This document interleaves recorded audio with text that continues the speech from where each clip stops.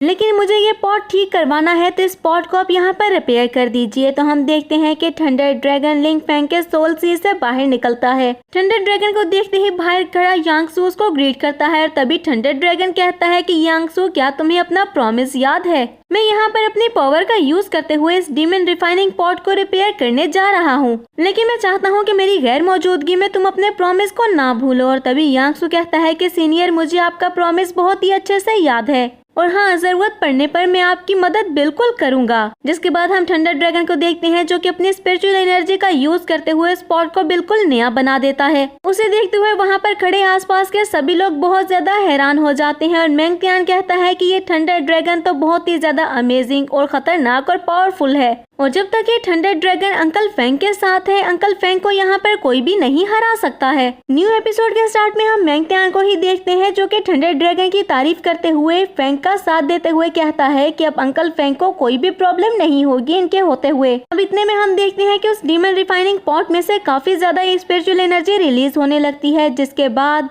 उसके अंदर से एक स्पिरिचुअल टाइगर निकलकर बाहर आता है और फिर वो हंसते हुए बोलता है कि फाइनली 10,000 साल के बाद मैं आजाद हो ही गया। और उसके बाद अपनी बॉडी से बहुत ज्यादा एनर्जी को रिलीज करता है। अब मैं इस पूरे यूनिवर्स पर राज करूंगा। वो टाइगर बहुत ज्यादा एनर्जी रिलीज कर रहा था और उसे देखकर वहाँ पर खड़े सभी लोग बहुत ज्यादा परेशान हो जाते हैं, क्योंकि उस टाइगर की पावर ट्रू इमोर्टल रियलम से भी काफी ज्यादा थी। अब सबको वहाँ पर डरता हुआ देखकर वो टाइगर बहुत जोर जोर से हंसने लगता है। जब थंडर ड्रैगन उसके पास आता है और कहता है, तुमने क्या कहा? इस पूरे यूनिवर्स के ऊपर तुम राज करोगे? क्या तुम ये कहना चाहते हो कि तुम मुझसे भी आगे निकल जाओगे और मुझको हरा कर तुम इस पूरे यूनिवर्स पर राज करोगे? तुम्हें लगता है कि तुम मुझे हरा सकते हो और मुझसे ज्यादा पावरफुल हो? अब वो टाइगर साउज और थंडर ड्रैगन को देखते हुए बहुत ही ज्यादा परेशान हो जाता है। कहता है, सीनियर आप यहाँ पर क्या कर रहे हैं? थंडर ड्रैगन बहुत ही ज्यादा गुस्से में आ जाता है और साउजो के ऊपर अटैक करते हुए उसे नीचे गिरा देता है। जिसके बाद कहता है कि आज अगर मैंने तुम्हें स्पॉट से आजाद ना किया होता तो अभी भी तुम वहाँ पर कैद होते।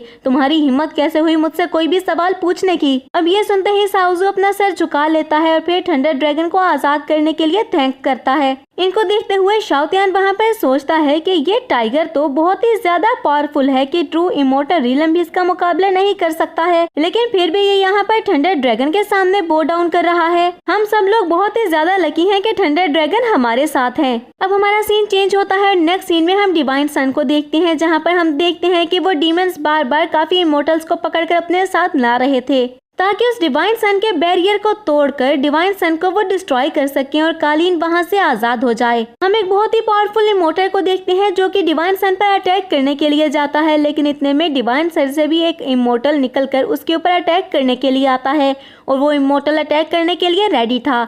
जब हम इस डीमन वाले इमोर्टल को देखते हैं जो कि उसके करीब जाता ही खुद को सेल्फ डिस्ट्रॉय कर लेता है और हम देखते हैं कि वहाँ पर एक बहुत बड़ा ब्लास्ट होता है और उसकी एनर्जी इतनी ज्यादा थी कि डिवाइन सन से निकलने वाला इमोर्टल भी वहाँ पर डिस्ट्रॉय हो जाता है। हम देखते हैं कि इस ब्लास्ट से डिवाइन सन की पावर भी बहुत ज्यादा डिक्रीज हो चुकी थी और उसके बैरियर में भी बहुत ज्यादा क्रैक्स आने लगते हैं और ये देखकर डीमन क्लैन के तीनों ही लीडर्स बहुत ज्यादा खुश हो जाते हैं। जिसके बाद वो खुश होते हुए कालीन के पास आते हुए कहते हैं कि मास्टर फाइनली आप आजाद होने वाले हो, हमें बस थोड़ा सा और पावर चाहिए जिसके बाद आप फाइनली आजाद हो जाएंगे। और कालीन कहता है कि हम काफी दिनों से इस बैरियर को तोड़ने की और डिवाइन सन को डिस्ट्रॉय करने की कोशिश कर रहे हैं, लेकिन फाइनली अब ये बैरियर यहाँ पर डिस्ट्रॉय होने वाला है और इसको पूरी तरह डिस्ट्रॉय करने के लिए हमें 6 इमोर्टल्स और लगेंगे। तो जल्दी से जाओ और उन इमोर्टल्स को लेकर आओ। जल्दी से वो इमोर्टल्स आकर इस डिवाइन सन की इस बैरियर को डिस्ट्रॉय कर दें ताकि मैं यहाँ से आजाद हो सकूं और उसके बाद इस डिवाइन सन को पूरी तरह से मैं खुद डिस्ट्रॉय कर दूंगा और फिर इसकी पूरी पावर को मैं अपने अंदर अब्सॉर्ब कर लूंगा और मेरी पावर और भी ज्यादा इंक्रीज हो जाएगी। कालीन की बात सुनते ही स्पिरिट क्लैन की लीडर वहाँ पर खड़े डीमन को ऑर्डर देती है कि जाकर वो डीमन क्लैन के कैद खाने से 6 इमोर्टल्स को यहाँ पर लेकर आए। अब वो डीमन बहुत ही तेजी से उन इमोर्टल्स को लाने के लिए कैद खाने की तरफ जाने लगते हैं। जिसके बाद हम लिंग फैंग को देखते हैं जो कि अपने पोर्टल की हेल्प से गॉड्स पैलेस से सीधा यंग फैमिली के पैलेस मेंशन पर आ जाता है। वहीं पर ब्लू ये सब कुछ देखकर काफी ज्यादा हैरान होता है और कहता है कि ये व्हाइट पोर्टल वाकई में काफी ज्यादा खतरनाक चीज है। इस पोर्टल की हेल्प से हमने इतना लंबा रास्ता इतनी आसानी से इतनी जल्दी कवर कर लिया।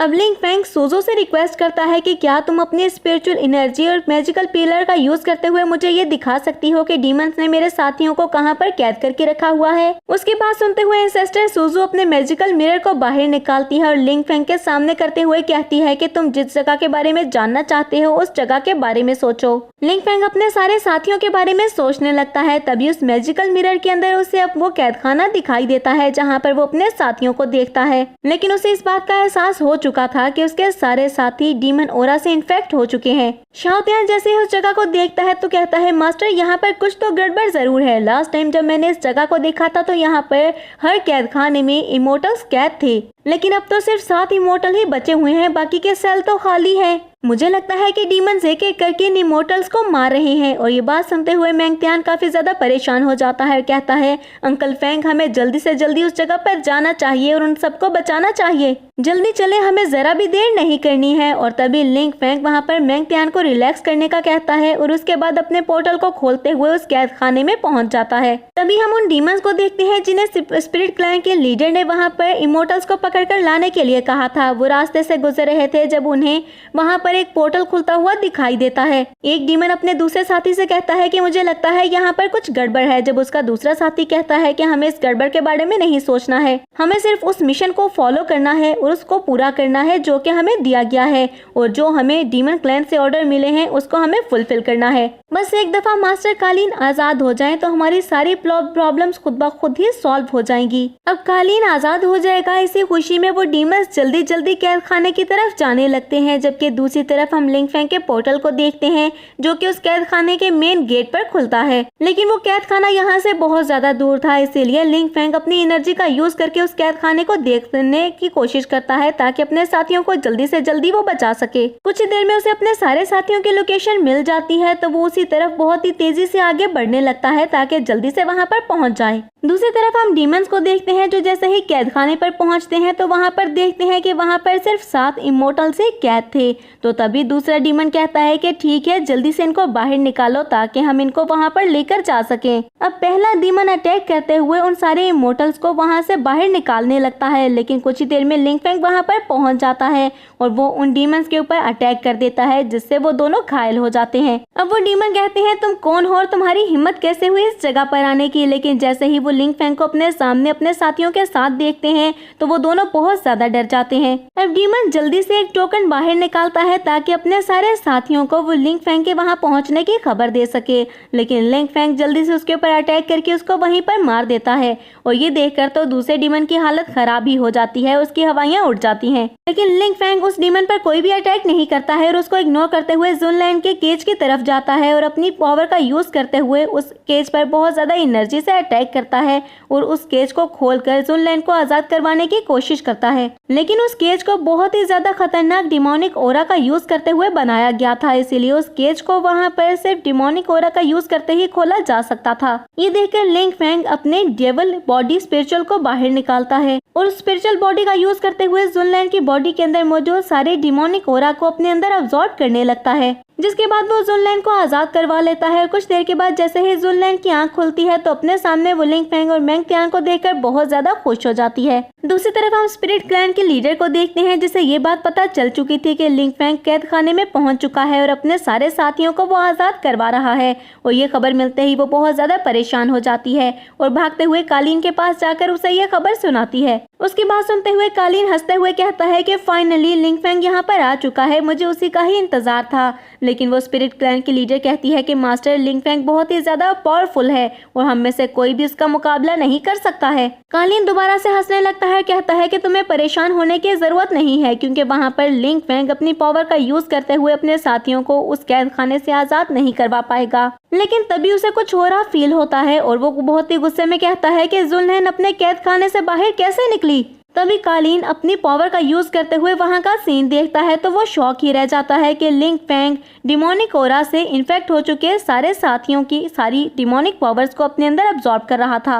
ये देखकर कालीन बहुत ही ज्यादा गुस्से में आ जाता है, कहता है कि लिंग फैंग ने यहाँ पर मेरी डिमोनिक क्लोन पावर को यूज करते हुए यहाँ पर एक डिमोनिक मार्शल सोल बनाई है और उसी का यूज करते हुए उसने अपने साथियों को आजाद करवा लिया है और मेरी पावर को भी वो अब्सॉर्ब कर रहा है। कालीन को कुछ भी समझ में नहीं आता है कि वो क्या करे और इसके साथ ही हमारा ये एपिसोड यहीं पर एंड हो जाता है। तो फ्रेंड्स, मैं उम्मीद करती हूँ कि आपको ये एपिसोड पसंद आया होगा।